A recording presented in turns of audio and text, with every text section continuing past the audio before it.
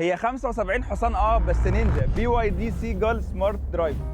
العربيه دي تعتبر هي اصغر وارخص عربيه BYD كهرباء بتقدمها دلوقتي، ده غير ان هي واحده من انجح العربيات في اوروبا. نموذج لسيتي كار، عندك رادار امامي، انوار LED، جنط 16 اقتصادي، ومرايات ضم كهرباء. 75 حصان ورينج فوق ال 400 كيلو، عربيه تنفع لشاب، للمشاوير، عربيه تانية في البيت. الكتكوته دي فيها 10 كاميرات، مش عارف محتاجه ال 10 كاميرات في ايه، بس الناس كرمه قوي. سبويلر كبير، ليد بار، الحته دي شكلها حلو قوي، وشنطه صغيره كده تمشي بيها حالك. اللون الازرق اللي انا بحبه مسيطر على العربيه، من اول الكراسي، الجلد، الكهرباء اللي فيها تسخين، تطعيمات من الاورنج، الازرق مكمل معانا، شاشه فيها كل تحكمات العربيه، بتغير المودز من هنا، مخارج شواحن، مساحه تخزين كبيره جدا، وايرلس شارجر مكانه جديد، ديجيتال ديسبلاي، والدركسيون ازرق في اورنج في بيانو بلاك، شكله روش قوي. والمفاجاه ان المساحات في العربيه دي احسن مما تخيلت بكتير، وعندك فتحه هنا عشان تلسع لو قدامك بالقفا، ومساحه تخزين هنا. فمن غير ما اطول عليك، قول طول يا ابو التفاصيل. العربيه دي زادت اوبشنز كتير قوي عن قبل كده، وسعرها مميز، 3 تمانيات 888 الف، وهتلاقيها في معرض نيو ستار 18 شارع حافظ رمضان، مدينه نصر.